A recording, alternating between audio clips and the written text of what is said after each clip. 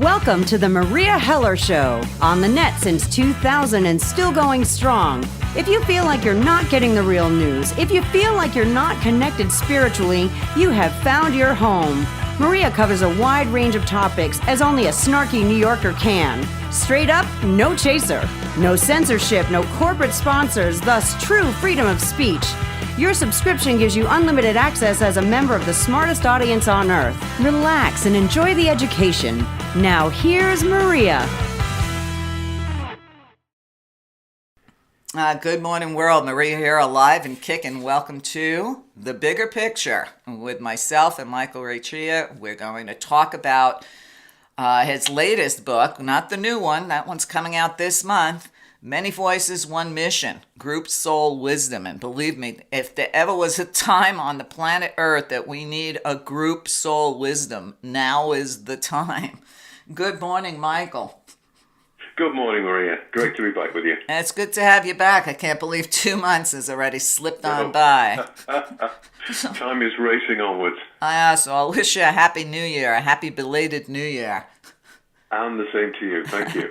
Let's hope this year we can turn things around, because the more I look at this planet, the more I realize we're running out of time. Yes, indeed. But on the exciting part of life, when's your new book going to be ready? Well, hopefully the 22nd of February in the UK. We will simultaneously send off the proofs, the PDFs and proofs to the printers in the US, and should have a date from them next week sometime. Great. But I have got the back cover copy to tempt people with, if at some stage you would like to hear that. Oh yeah, absolutely. Okay, so here's the back cover copy. Prepare yourself for an eye-opening odyssey through magical, metaphysical realities. The spaces between are filled with wonder, spectacle, and the unexpected. So says Joseph, the ancient discarnate spirit communicator, as in this, the 8th book of his internationally acclaimed series, he draws back the heavy curtain of reality to reveal aspects of the world and of our physical and spiritual lives that have remained unnoticed, unseen, and unappreciated for countless eons. Within these pages, you will meet the many wondrous expressions of spiritual life, both positive and negative, that cohabit and interact with us on Earth.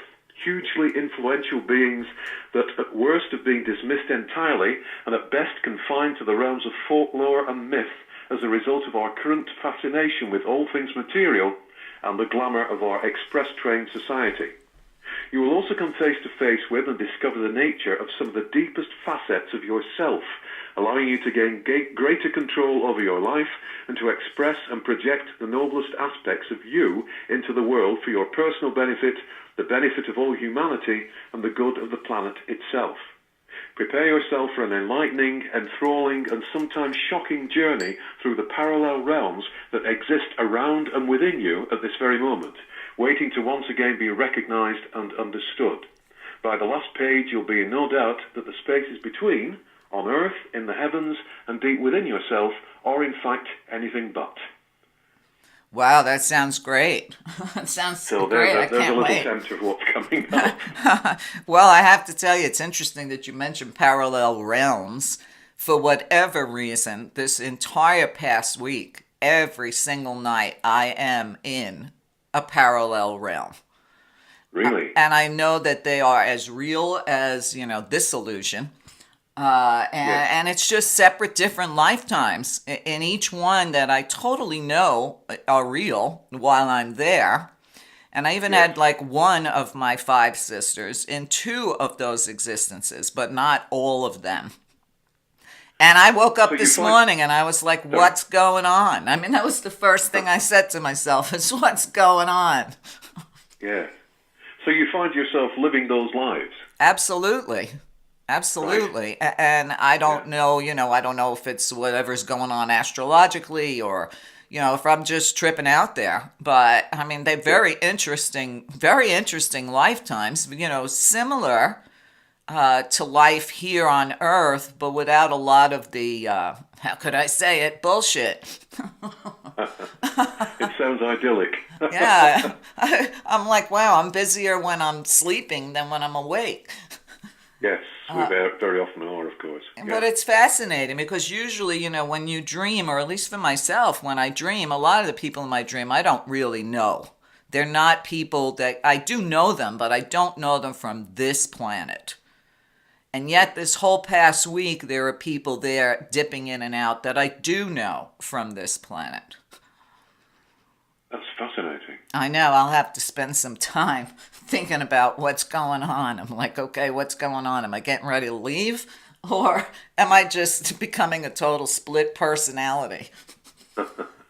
But, the work is similar, though. The work is the same. It's not like I do much different in these other lifetimes. I'm always teaching. I'm always traveling around teaching. And the only difference is I think I have a lot more respect on the other worlds than I do here. Sounds good.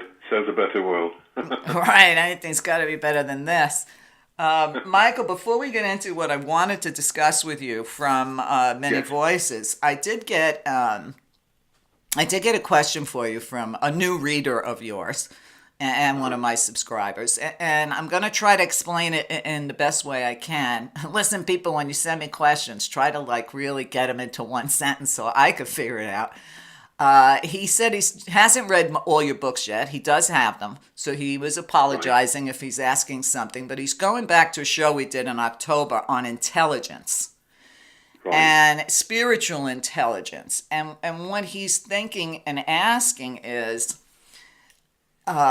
when you think about astrophysics, quantum mechanics, or Stephen Hawking's, when you're off planet, is there still a place for astrophysicists to study the universe? And does everybody in the spirit realm have the same identical IQ?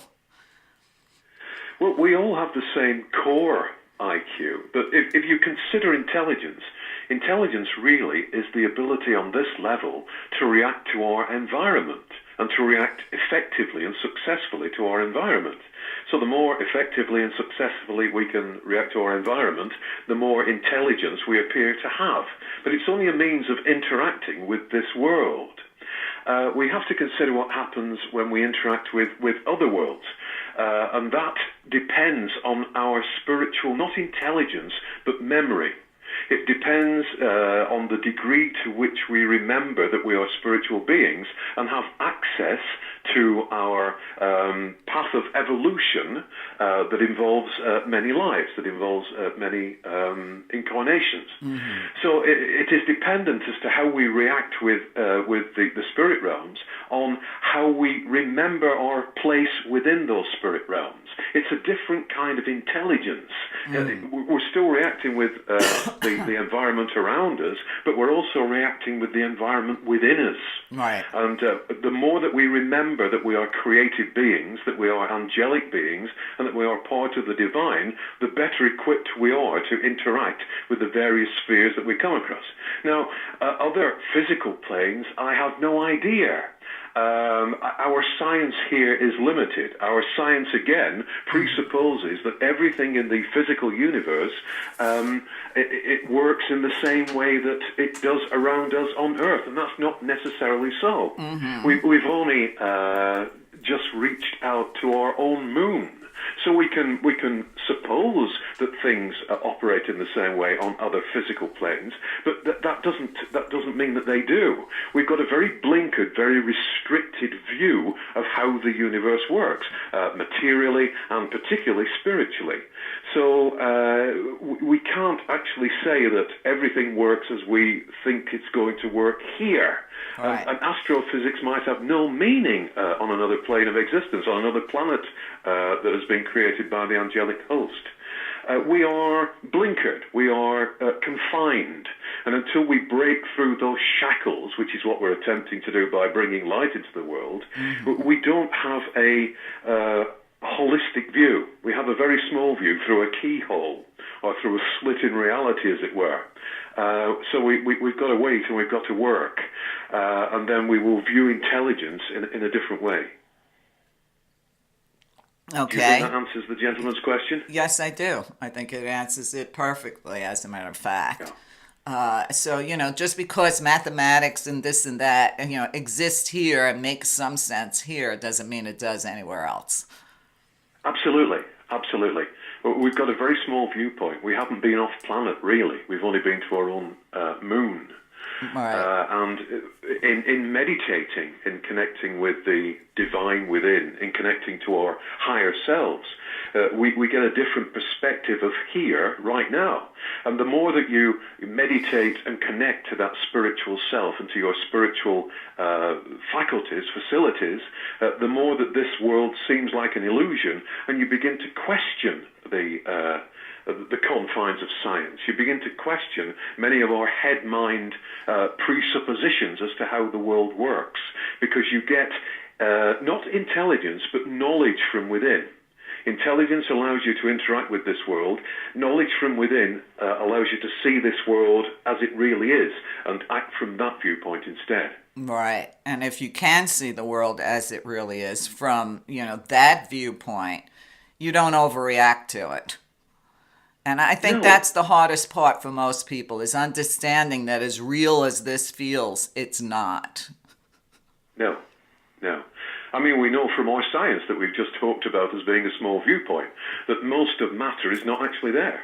You have atoms, you have divisions of atoms spinning around at such speed that they give the illusion of reality. Mm-hmm. But were you to vibrate at a different rate, which is what you do when you leave the physical body behind, you could pass right through your walls, right through your buildings, anything, because you're at a different frequency.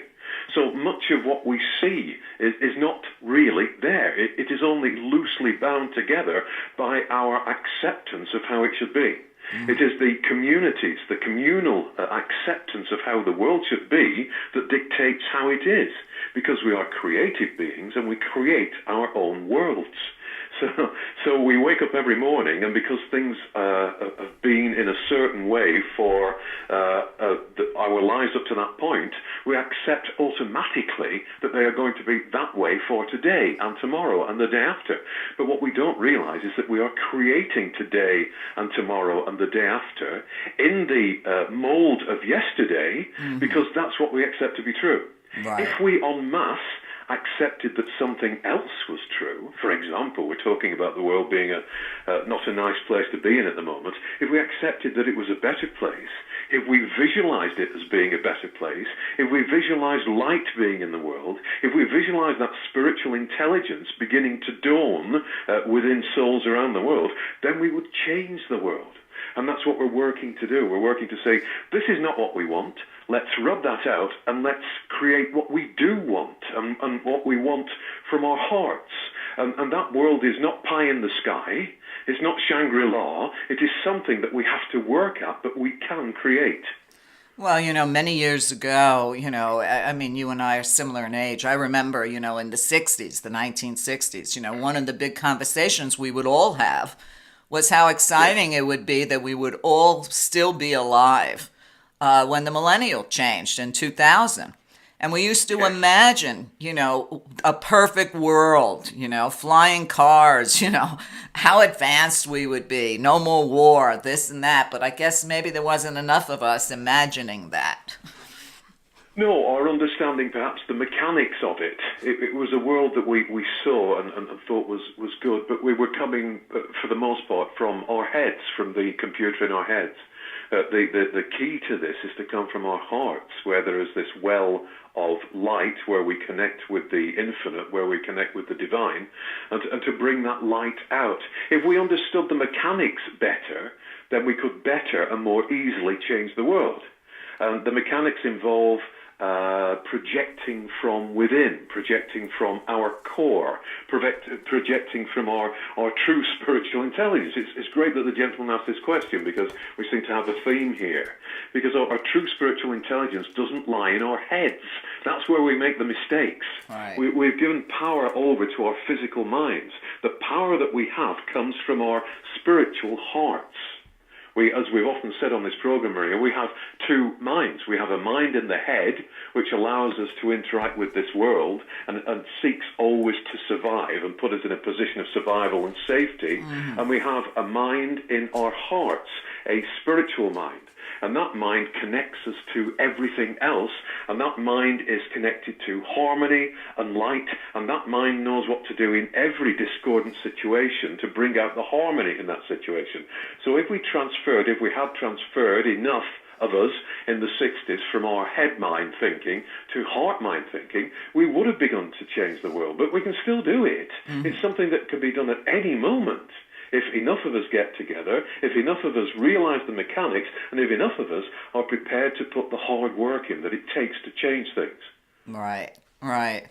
Well, I've said for a long time, and mostly because I teach the medicine wheel and, our interconnectedness with everything on earth, every living thing, that the earth is talking and nobody's listening. Okay. Mother Earth is talking, nobody's listening. And as I was reviewing, I don't remember which chapter in Many Voices, it might have something to do with earth changes.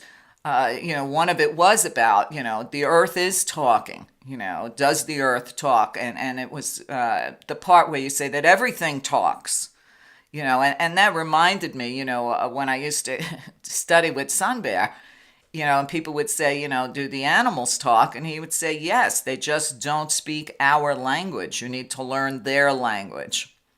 Yes, indeed. So yes, when indeed. you look, go ahead. I'm sorry. After you, Maria. When you look at what's happening on the earth, between, and I call them earth changes. I don't call it climate change. Because these are the earth changes that have been predicted for thousands of years, which I feel is a normal pattern for the planet. But when you look at the earth changes and how they're intensifying, I believe the earth is really talking to us now. Yes. The quote that you're talking about is from the Aboriginal gentleman in Many Voices, where he says, the earth talks to you, everything talks to you, the trees, the streams, the animals, but you have forgotten how to listen. And we have forgotten how to listen. And most importantly, we've forgotten that the planet is completely and utterly linked to us. That we can't just use it as some kind of warehouse where we can store up our materiality and not respect it.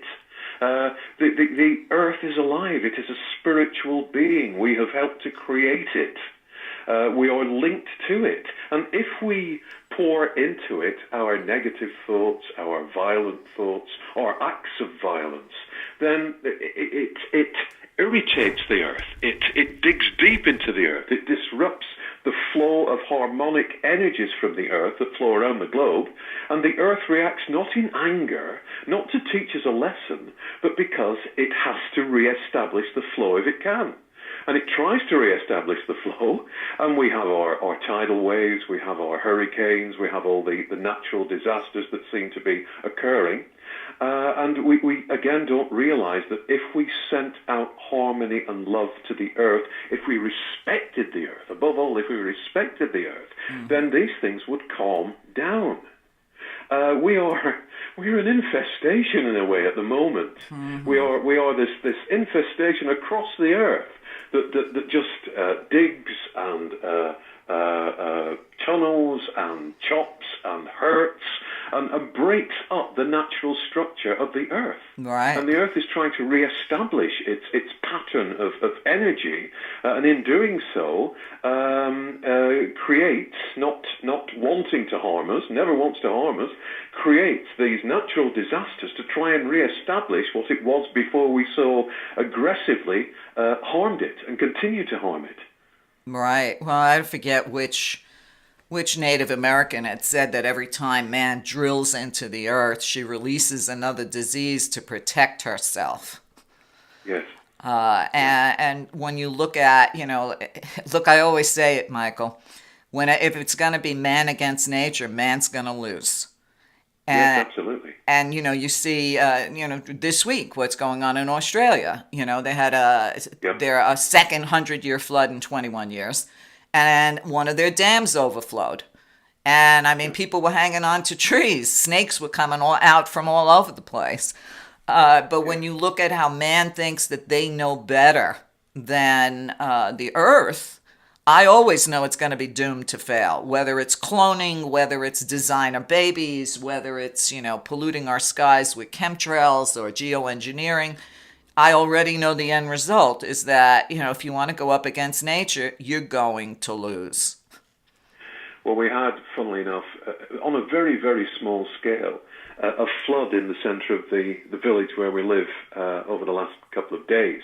And a water pipe burst, and the power of the water lifted up the road surface, lifted up the tarmac, as we call it here. And that is just a small burst.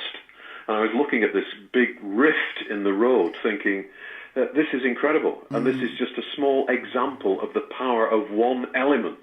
And as you quite rightly say, we think we're in charge, but we're not. We're not. We are in charge in that we influence the Earth's surface. We influence what happens. But we're not doing that consciously. We're doing that through our acts. We're doing that through the way that we are. The planet's not supposed to be ravaged by all these natural disasters. The planet is supposed to be, and was created to be, by us millennia ago, a harmonic sphere. We pour disharmony into it all the time. We are muddying the waters. Literally. We are polluting the skies, as you say. We are polluting every aspect of nature. And we never stop to consider that this planet graciously allows us to go through the experience that it has to offer us and takes care of us and provides our physical bodies. We never consider that, which is absolutely shocking. Right. It commands due respect. It requires due respect. We need to respect each other. We need to respect the earth. We need to love the earth. And we need to stop considering every material object that we create as being something that we want today but have to change tomorrow. We are digging into a finite supply. And there will come a time when we have unbalanced the planet to such an extent that we cannot live on it any longer. And we have to face up to that reality. And we're not doing. Right. Well, with all the different beings that you contact and work with for this particular book, Yes. I have my own ideas on the questions I'm asking you, but are human beings in the process of dying out? It's a pattern. And it goes back to, we've mentioned it many times in many shows, it goes back to us getting the way of creation wrong at a certain point in our evolution as spiritual beings, or the fall, as Joseph describes it. And we've locked ourselves into a pattern.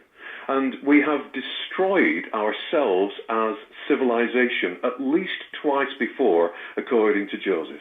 And he says it's possibly more than that, but he's only allowed to see back to a certain point in time as we would measure it. And there have been two civilizations before us that have wiped themselves out. And then the earth lies dormant for thousands, perhaps millions of years, until such time as we can come back to try and get it right again. And you'll think, well, why don't we go on into the spiritual realms? Because a lot of us choose not to. And at the point where civilization ends, there is nowhere for us to go except into a kind of stasis, into a kind of sleep, until the earth can support us once again in whatever form, and then we come back and we have to work out, we have to rectify what we got wrong. And until we do that, we will keep repeating the pattern, keep going round and round and round and injuring the planet. The planet won't be able to sustain us. Off we go, we come back again, and the same thing happens. There has to be a point at which we say, enough, we know better than this. Right. Enough, we can change things.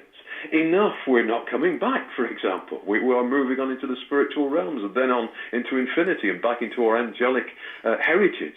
We have to see, that there's a lot of spiritual literature about, and it's fine to read spiritual literature, and as Joseph says, accept or reject what he's saying.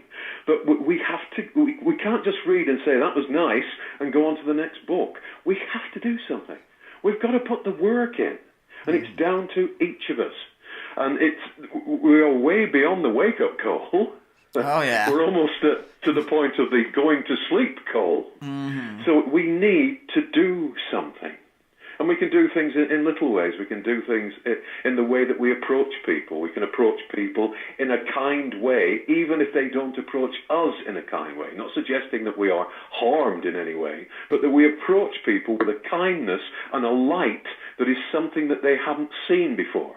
That we approach negative situations and challenges in our lives with a light that we haven't used before, and watch them melt away and gain this track record of light being the answer, of harmony and kindness and love being the answer.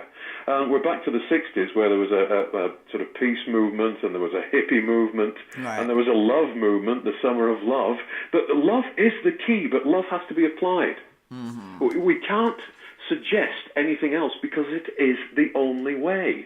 Love is the expression of what we are as part of the divine, and we're not expressing what we should be expressing as individual spirits and as a global community. We have to express that love, or inevitably, not perhaps, but inevitably, we won't be here that much longer. Right. Well, I try to tell people that every kind of relationship, whether it's just with the person online in front of you in a supermarket, or your love relationship or friend relationship, all these things take work and effort.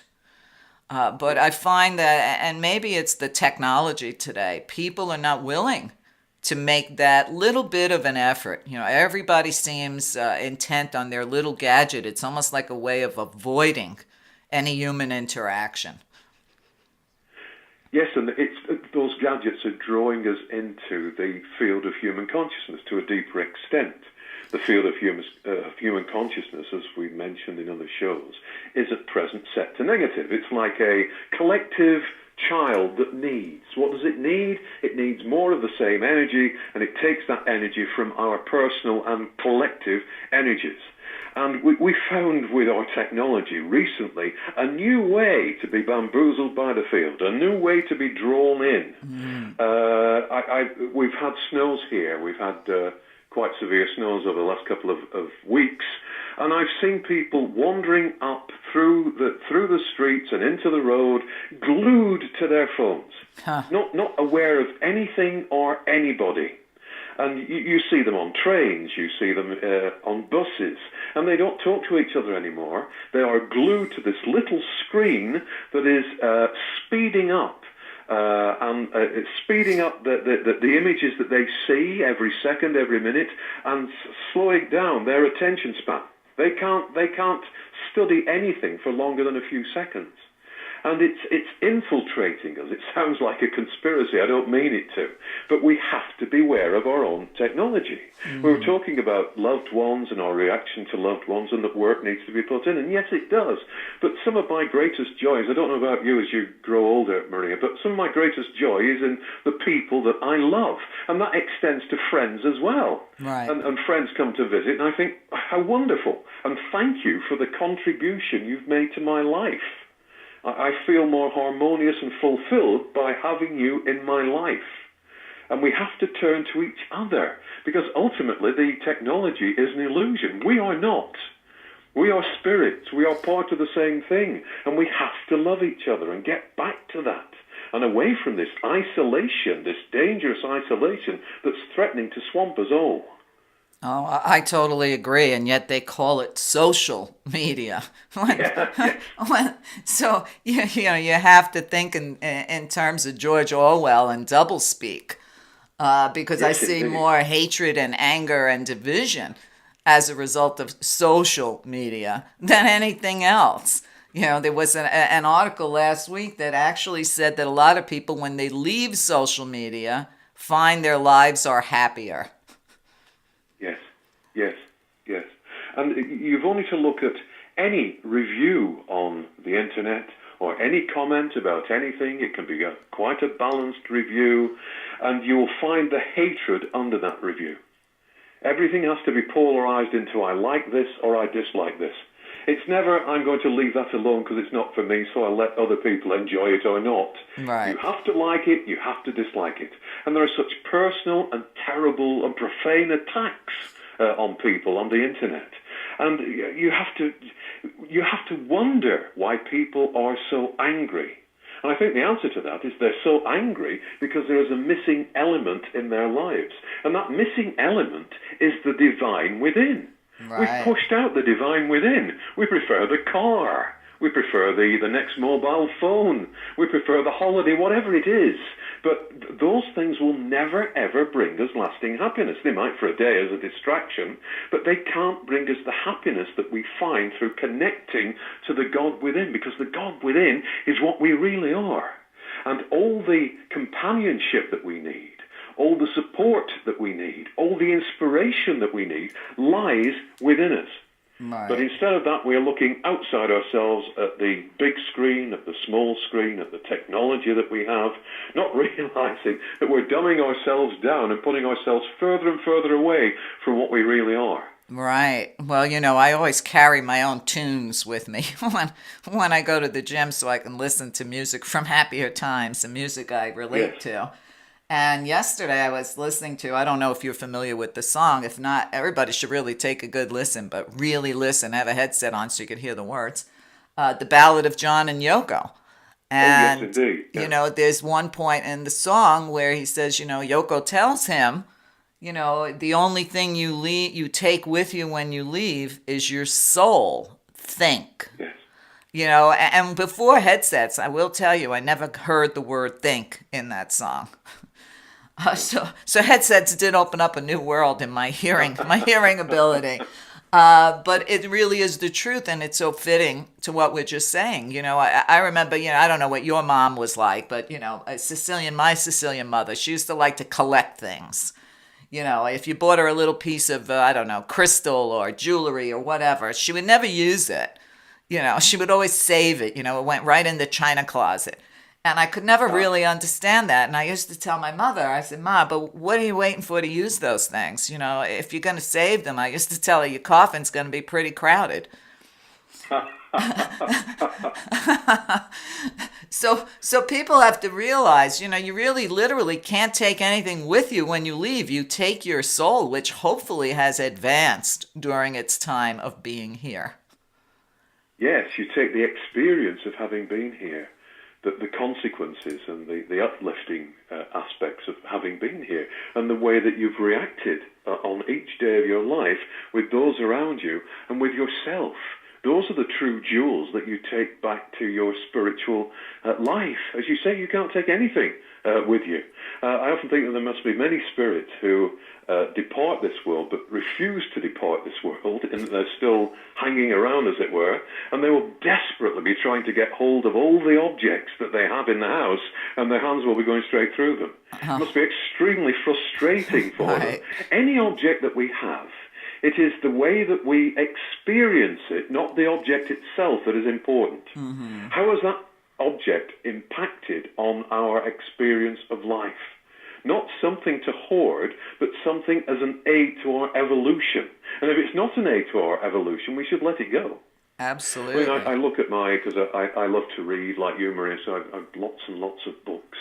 But I'm currently thinking I've got to thin some of these out. Right. Because if I go first, then Jane has got to deal with all these books, and she won't know where to send them or who would like to read them.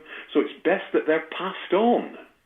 I pass on books to friends, which is difficult because I absolutely adore books. Right. But if a book is read and it's sitting on a shelf, it's not accomplishing anything for anybody. Someone else can get pleasure out of that. It's time to move these things on. My spiritual teacher, Joan, towards the end of her life, said, I don't want you to buy me anything. Don't buy me anything for Christmas. Don't buy me anything for my birthday. I need to thin down the things I've got, not add to them. Absolutely. And the older I get, the more I want to get rid of stuff, too. Yes. So I start a little lending library. Right, start a little lending library. But I will tell you, some of my books really mean a lot to me. Yes, indeed. Especially those from people that I love that wrote books to me, and I have their inscription in it. And some books I do have to keep just to have, for reference. Even though everybody thinks the internet is all that, well, one day the internet might not be available, and it's, I still like a book in my hand. Yes. But I think it is, when you get to a certain age, it's not only time to start giving away, but time to start giving back. Absolutely. And that's, the purpose of life, is to teach the next generation. Michael, we need to take a short break. When we get back, I've got an interesting question for you, Michael. So stay with us. We'll be right back. Hi, Meria here, and I have a message. Due to the pressure of the times we're living in, I'm calling on all students and millennials to get the education they need to fight the fascism taking over our world. I've made a special subscription offer for students and for seniors on a limited budget. For just $9.99 a month, you can subscribe and get that education. Over 500 hours of real education that's necessary to understand the world, the problems, and the solutions. Remember, knowledge is power. Together you can change the world, but to do so, you must be informed of what's really going on and have real facts to support you in your endeavors. It's time for all the grandmothers to take a stand and teach the younger generation what their life could be and how to get there. Help me help you. One person cannot do it alone, and the guidance you seek is right here at www.meria.net, meria.net. Your generation is the generation we've been waiting for, so let me help you. Thanks for listening. Hi, this is Maria Heller. If you're enjoying this show, please consider listening to the rest of it, along with hundreds of other hours of education, by a small subscription on my site. Get over to meria.net, meria.net. You are the only thing that supports this show. There's no corporate control, and there's plenty of education on site. So please consider either a subscription or a donation to keep the work going. There are too many alternative voices out there that are being silenced because of lack of support. So if you don't want MSM to be the only mind-controlling news out there, please consider supporting the people that support you and help us all save something for the future for our children. Thank you so much.